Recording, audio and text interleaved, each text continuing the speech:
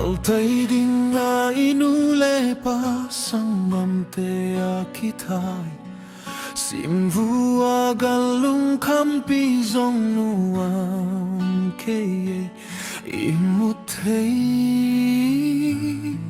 omlo Dovei gal kitay hitay nanik tuidam Ding hamsat kam kalagal tay na ding avay ham Zolo te kang ay sutte kadip ngek na ay Gamlo pitik putik sa to ng aong kilag Zolo te galtay ding chipen nagbaylo ding nagchichiling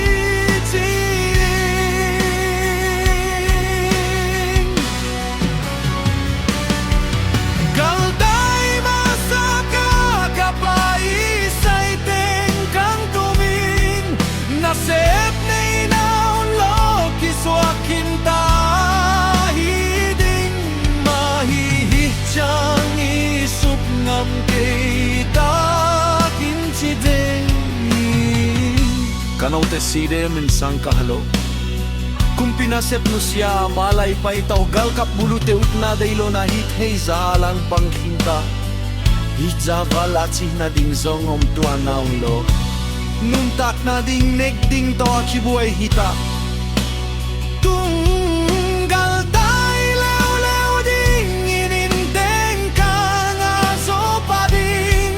Ihilebel na sa kempe wakang tumzong pamaf kay lumama falam tantlang Pidaw tarte dan nai kwa inpibel kitay naung kay lengay bang suagdi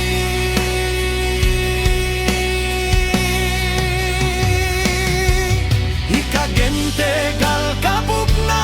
day chinahipa kaye Mipigal kapte zong daylo chinahipa kaye Mipikatilong kam na lemang bata pulak na katin na ngay sutsak leunsin